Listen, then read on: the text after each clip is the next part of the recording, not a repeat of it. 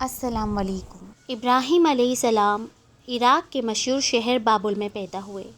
ابراہیم علیہ السلام کے باپ بتوں کو تراش کر بیچتے تھے اور خود بھی بتوں کی عبادت کرتے تھے۔ ابراہیم علیہ السلام نے اپنے باپ اور اپنی قوم سے فرمایا کہ تم کس کی عبادت کرتے ہو؟ وہ کہنے لگے، بتوں کی۔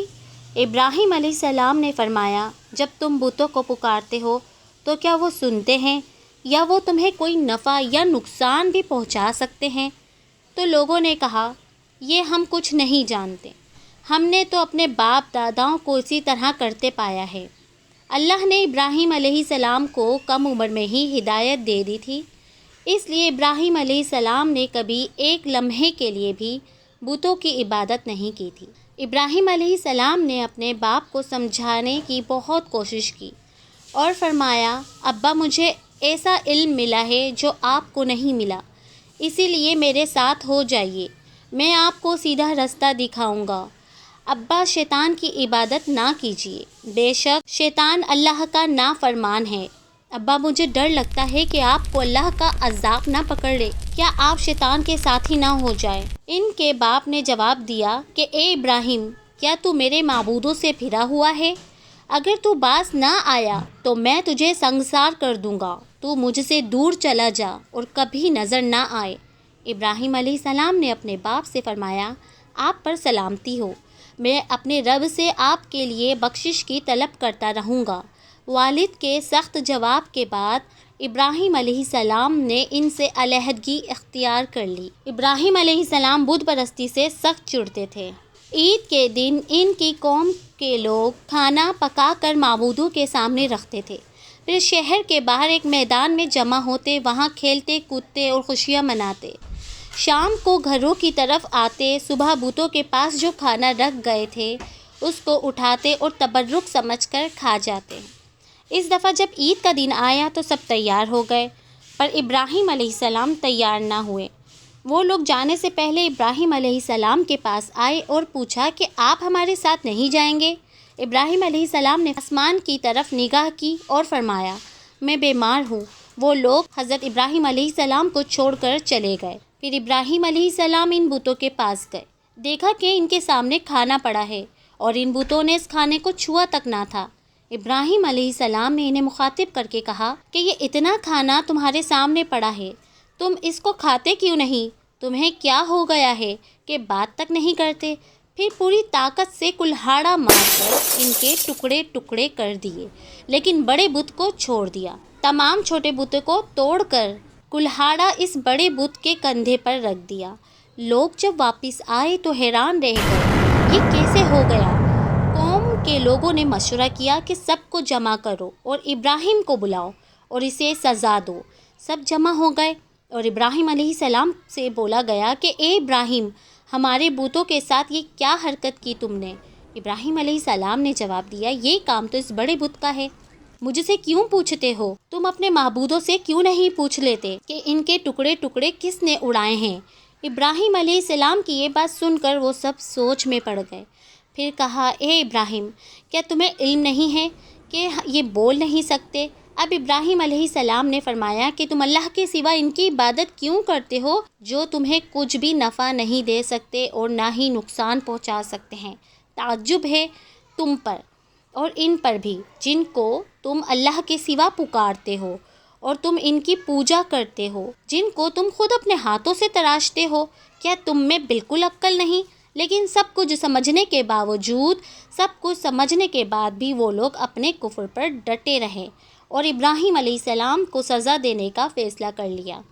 پھر ان لوگوں نے ایک میدان میں کئی دن تک خوب ساری لکڑیاں جمع کی اور اس میں آگ لگا دی۔ جب آگ بھڑک اٹھی تو انہوں نے ابراہیم علیہ السلام کو رسیوں سے باندھ کر اس آگ میں ڈال دیا۔ اس وقت ابراہیم علیہ السلام نے یہ دعا پڑھی، حسبنا اللہ و نعم الوکیل، میرے لیے اللہ ہی کافی ہے اور وہی بہترین کارساز ہے۔ اللہ نے آگ سے فرمایا، اے آگ ابراہیم پر ٹھنڈی ہو جا اور سلامتی والی ہو جا۔ چنانچہ جب ابراہیم علیہ السلام کو آگ میں ڈالا گیا تو وہ ٹھنڈی ہو گئی۔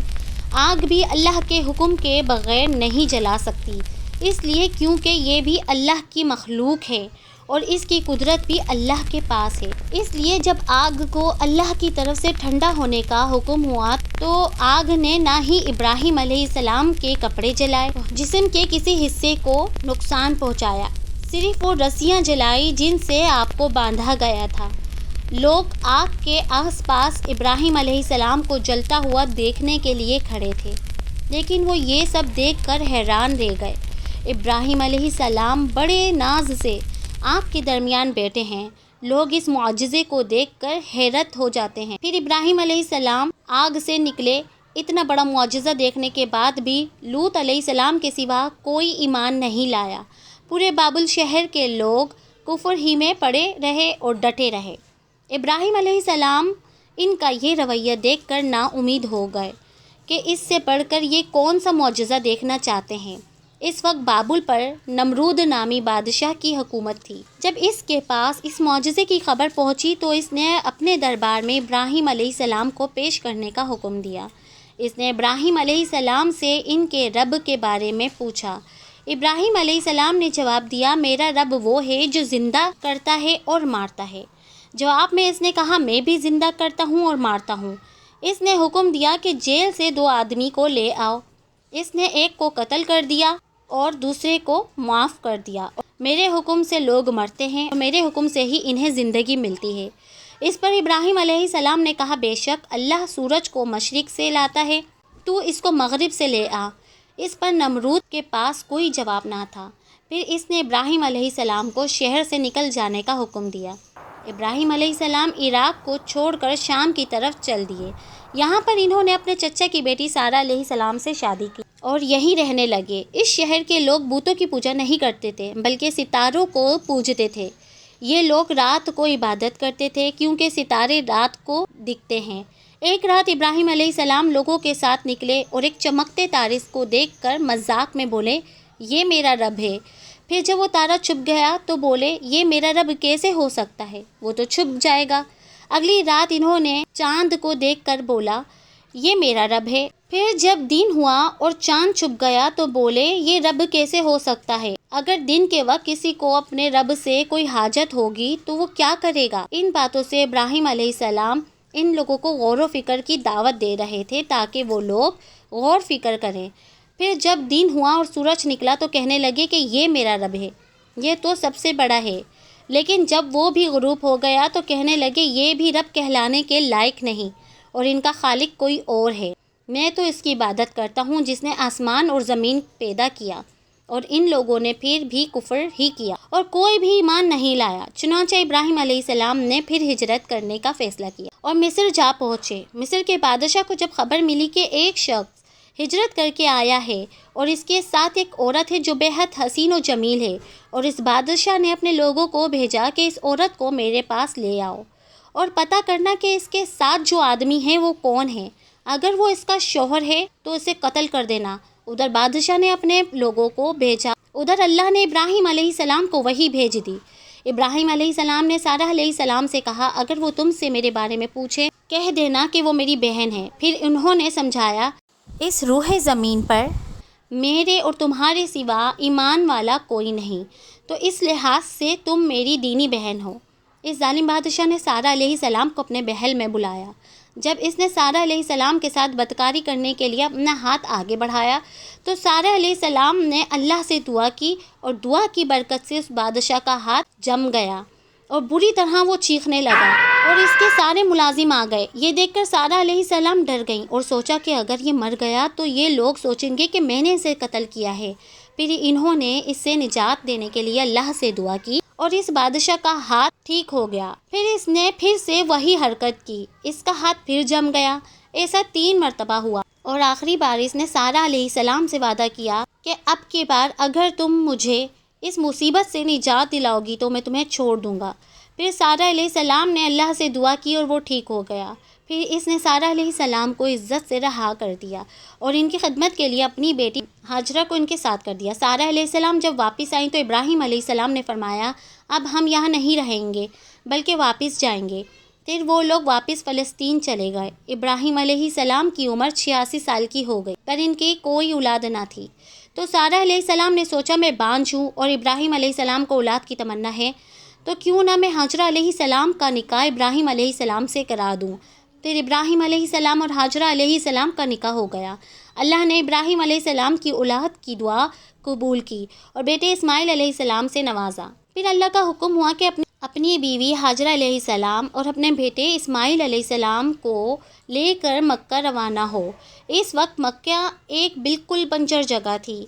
یہاں پر ابراہیم علیہ السلام اپنی بیوی بچے کو چھوڑ کر جانے لگے تو حاجرہ علیہ السلام کو بہت حیرانی ہوئی اور وہ اپنے شوہر سے پوچھنے لگی کہ اے ابراہیم، ہمیں کہاں چھوڑے جا رہے ہو؟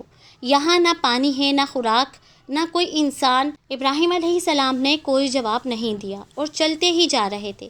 حاجرہ علیہ السلام ان کے پیچھے پیچھے چلتی رہیں اور سوال کرتی رہیں کہ ہمیں کس کے حوالے چھوڑے جا رہے ہو؟ یہ تو بالکل بے آباد جگہ ہے۔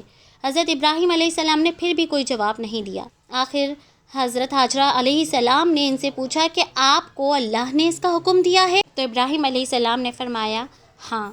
تب سیدہ حاجرہ مطمئن ہو گئیں اور بولی اگر یہ بات ہے تو اللہ ہمیں بالکل ضائع نہیں ہونے دے گا۔ خوراک اور پانی چند ہی دن میں ختم ہو گیا۔ پانی کا ایک قطرہ بھی نہ بچا۔ خوراک نہ ملنے کی وجہ سے ماں کا دودھ بھی خشک ہو گیا۔ اب بچہ بھوک سے بلکنے لگا۔ حاجرہ علیہ السلام اپنے بچے کو بھوک سے روتا ہوا نہیں دیکھ سکتی تھیں، اس لیے انہوں نے بچے کو وہیں چھوڑا اور پاس کی پہاڑی صفا کی طرف دوڑیں کہ شاید کسی طرف پانی یا خوراک نظر آ جائے یا کسی انسان کی جھلک نظر آ جائے۔ جب کچھ نظر نہ آیا تو نشیب کی طرف پہنچی۔ جب انہیں بچہ نظر آنا بند ہو گیا تو تیزی سے مروہ کی پہاڑی کی طرف دوڑی، وہاں بھی کچھ نظر نہ آیا۔ دوبارہ خیال آیا کہ پھر سے کوشش کرنی چاہیے۔ اس طرح انہوں نے صفا اور مروہ کے درمیان 7 چکر لگائے۔ اللہ کو حاجرہ علیہ السلام کی ادا بہت پسند آئی اور اللہ نے حاجرہ علیہ السلام کی اس سنت کو برقرار رکھنے کے لیے اسے حج کا حصہ بنا دیا۔ یہی وجہ ہے کہ مسلمان حج اور عمرے کے وقت صفا اور مروہ کے درمیان سعی کرتے ہیں۔ جب وہ آخری مرتبہ مروہ پر پہنچی تب انہیں ایک آواز سنائی دی جو اسماعیل علیہ السلام کے قریب سے آ رہی تھی۔ وہ جلدی سے اپنے بچے کے پاس پہنچی تو دیکھا اسماعیل علیہ السلام کے قدموں کے نیچے سے پانی پھوٹ رہا ہے۔ اللہ نے جبرائیل علیہ السلام کو حاجرہ علیہ السلام کی مدد کے لیے بھیجا تھا۔ انہوں نے زمزم والی جگہ پر اپنا پر مارا تو اسماعیل علیہ السلام کے قدموں کے پاس سے زمزم کا عظیم چشمہ جاری ہو گیا۔ اللہ نے اپنے بندوں کے لیے زمین پھاڑ کر ایک چشمہ نکال دیا۔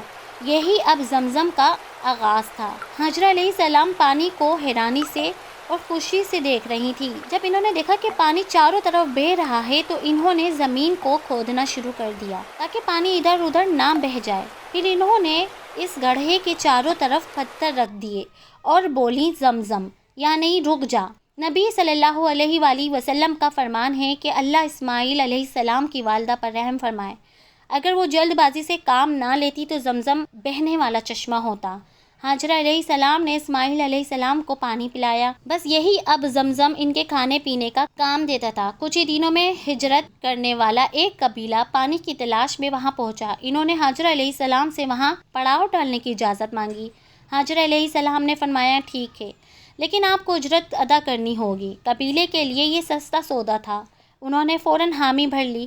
اس طرح وہاں رہائش ہو گئی اور اسماعیل علیہ السلام وہاں پرورش پاتے رہے۔ اس قبیلے کے مکے میں رہائش حضرت ابراہیم علیہ السلام کی دعا کا نتیجہ تھی۔ جب حضرت ابراہیم علیہ السلام نے اپنے بیوی بچوں کو بنجر جگہ پر چھوڑا تھا تو یہ دعا مانگی تھی کہ اے ہمارے پروردگار، میں نے اپنی کچھ اولاد اس بے آباد جنگل میں تیرے گھر کے پاس بسائی ہے، یہ اس لیے کہ وہ نماز قائم کرے، بس تو کچھ لوگوں کے دلوں میں ان کی طرف مائل کر دے اور انہیں پھلوں کی روزیاں عطا فرما تاکہ یہ شکر گزاری کریں۔ دن گزرتے رہے، اسماعیل علیہ السلام مکے میں بڑے ہوتے رہے۔ ابراہیم علیہ السلام ہر سال 1-2 بار اپنے گھرانے کی دیکھ بھال کے لیے چکر لگاتے تھے۔ جب اسماعیل علیہ السلام نے ہوش سنبھالا تو ایک بار پھر آزمائش کا وقت آ گیا۔ ابراہیم علیہ السلام نے خواب میں دیکھا کہ وہ اسماعیل علیہ السلام کو ذبح کر رہے ہیں۔ ان کی نیند کھل گئی۔ ابراہیم علیہ السلام جانتے تھے کہ انبیاءوں کے خواب اللہ کی طرف سے وحی ہوتے ہیں، لہٰذا انہوں نے خواب کے مطابق عمل کرنے کا ارادہ کیا۔ ابراہیم علیہ السلام نے اسماعیل علیہ السلام سے فرمایا میرے پیارے بیٹے، میں نے خواب میں دیکھا ہے کہ میں تمہیں ذبح کر رہا ہوں، اب تم بتاؤ کہ تمہاری کیا رائے ہے؟ اسماعیل علیہ السلام نے فرمایا اے ابا جان، آپ کو جو حکم ملا ہے اس کو کر گزریں، انشاءاللہ آپ مجھے صبر کرنے والوں میں پائیں گے۔ باپ بیٹے دونوں اللہ کے حکم پورا کرنے کے لیے پیش ہو گئے۔ اسماعیل علیہ السلام نے اپنے والد سے فرمایا، جب آپ مجھے ذبح کرنے لگے تو میری پیشانی زمین پر رکھ دیں تاکہ آپ کو میرا چہرہ نظر نہ آئے اور کہیں آپ کے ہاتھ نہ رک جائے۔ ابراہیم علیہ السلام نے ایسا ہی کیا اور آنکھ پر پٹی باندھ لی۔ جب انہوں نے چھری پکڑ کر گردن پر چلا دی لیکن چھری نے گردن نہ کاٹی، ابراہیم علیہ السلام نے زور لگایا تو انہیں ایک دمبے کی آواز سنائی دی۔ ابراہیم علیہ السلام نے حیران ہو کر پٹی کھولی تو دیکھا ایک دمبا کٹا ہوا ہے اور اسماعیل علیہ السلام دور کھڑے مسکرا رہے ہیں۔ اللہ نے ابراہیم علیہ السلام کو آزمایا اور ابراہیم علیہ السلام اللہ کے ایک حکم پر اپنے اکلوتے بیٹے کو قربان کرنے کے لیے راضی ہو گئے، وہ بھی وہ بیٹا جو انہیں 86 سال کی عمر میں پوری زندگی بے اولاد رہنے کے بعد ملا۔ اللہ ظالم بادشاہ نہیں ہے۔ اللہ نے ابراہیم علیہ السلام سے ان کے بیٹے کو نہیں چھیننا بلکہ جبرائیل علیہ السلام کو بھیج کر اسماعیل علیہ السلام کی جگہ جنت کا ایک خوبصورت دمبا قربان کر دیا۔ اس کے بعد سے اللہ نے دنیا بھر میں ابراہیم علیہ السلام کی اس سنت کو زندہ رکھا اور آج بھی دنیا بھر میں مسلمان حج کے موقع پر قربانی کرتے ہیں تاکہ اللہ کی راہ میں ابراہیم علیہ السلام کی طرح قربانی کرنے کا جذبہ پیدا ہو اور ایک اکلوتے بیٹے کی قربانی کے لیے تیار ہو جانے کے صلے میں اور سارہ علیہ السلام کی عظمت اور نیکی کے بدلے اللہ نے انہیں ایک اور بیٹے اسحاق علیہ السلام کی خوشخبری دی۔ ابراہیم علیہ السلام تب 120 سال کے تھے اور سارہ علیہ السلام 90 سال کی تھیں۔ دونوں پر بڑھاپا طاری ہو چکا تھا۔ اللہ نے خبر سنانے کے لیے فرشتے بھیجے۔ فرشتوں نے ابراہیم علیہ السلام کو سلام کیا اور بیٹے اسحاق علیہ السلام کی خوشخبری دی۔ یہ سن کر سارہ علیہ السلام بہت حیران ہوئی اور کہنے لگی، کیا میں بچہ جنوں گی؟ حالانکہ میں بانجھ ہوں اور میرے خاوند بوڑھے ہو چکے ہیں، یہ تو حیرت کی بات ہے۔ اس پر فرشتوں نے کہا کہ اللہ کے فیصلوں پر تعجب نہ کیجیے، یہ تو اللہ کی آپ پر رحمت ہے، بے شک وہ قابل تعریف ہے۔ ابراہیم علیہ السلام اسماعیل علیہ السلام سے ملنے مکہ آتے رہتے تھے۔ ایک مرتبہ انہوں نے فرمایا کہ اے میرے بیٹے، اللہ تعالیٰ نے مجھے حکم دیا ہے کہ میں اس مقام پر اللہ کا گھر تعمیر کرنا ہوگا۔ اسماعیل علیہ السلام نے فرمایا، میں حاضر ہوں۔ پھر ابراہیم علیہ السلام اور اسماعیل علیہ السلام نے مل کر کعبے کی تعمیر کی۔ جب وہ بیت اللہ کی بنیادوں کو بلند کر رہے تھے تو دعا مانگ رہے تھے کہ اے ہمارے رب، ہماری محنتوں کو قبول فرما، تو دعا کو سننے والا جاننے والا ہے اور ہمیں اپنا فرما بردار بنا، ہماری اولاد میں سے بھی ایک فرما بردار گروہ بنا اور ہمیں عبادت کا طریقہ سکھا اور ہم پر رجوع فرما، کیونکہ تو ہی توبہ قبول کرنے والا اور رحم فرمانے والا ہے۔ اے ہمارے رب، ان پر بھی انہی لوگوں میں سے ایک رسول بھیج جو ان پر تیری آیت کی تلاوت کرے اور تیری کتاب اور حکمت سکھائے اور انہیں پاک کرے، یقیناً تو غالب اور حکمت والا ہے۔ تعمیر کے وقت اللہ نے جنت سے ایک پتھر بھیجا تھا جس کا نام حجر اسود تھا۔ یہ پتھر نہایت سفید تھا۔ اب یہ پتھر لوگوں کے گناہوں کی وجہ سے کالا ہو گیا ہے۔ تعمیر کے وقت ابراہیم علیہ السلام ایک پتھر پر کھڑے ہوئے، وہ ننگے پیر تھے، اس وقت پتھر پگھل گیا، وہ پتھر پر ان کے پیروں کے نشانات آ گئے۔ اس پتھر کو آج مقام ابراہیم کہا جاتا ہے اور آج بھی لوگ اسے دیکھ سکتے ہیں۔ اس طرح کعبہ تعمیر ہوا۔ اللہ نے ابراہیم علیہ السلام کو حکم دیا کہ لوگوں میں حج کا اعلان کرو۔ اس پر ابراہیم علیہ السلام نے فرمایا، اے اللہ، میری آواز بھلا کس کس تک پہنچے گی؟ اللہ نے جواب دیا، آپ کے ذمہ آواز لگانا ہے، پہنچانا ہمارا کام ہے۔ پھر ابراہیم علیہ السلام عرفات کے پہاڑ پر چڑھے اور آواز لگائی، لوگو، بیت اللہ کا حج کرو۔ اس کی برکت سے اللہ نے بیت الحرم کی محبت لوگوں کے دلوں میں ڈال دی، جس وجہ سے آج تک ہر کوئی حج اور عمرہ کرنے کی خواہش رکھتا ہے اور ہزاروں لوگ ہر سال بیت اللہ کا حج کرنے کے لیے آتے ہیں۔ ابراہیم علیہ السلام نے 175 سال کی عمر میں وفات پائی۔ ابراہیم علیہ السلام پر بہت سی آزمائش آئیں، پر ہر معاملے میں ابراہیم علیہ السلام اللہ کے وفادار رہے۔ اس لیے اللہ نے ابراہیم علیہ السلام کو خلیل الرحمن کے لقب سے نوازا، یعنی اللہ کا دوست۔ تو یہ تھا ابراہیم علیہ السلام کا بہترین واقعہ۔ اگر آپ کو ویڈیو پسند آئے، ویڈیو کو لائک کیجیے، چینل کو سبسکرائب کر لیجیے۔ آپ کو یہ ویڈیو کیسی لگی پلیز کمنٹ کر کے ضرور بتائیے گا۔ انشاءاللہ اگلی ویڈیو میں ملاقات ہوگی۔ فی امان اللہ۔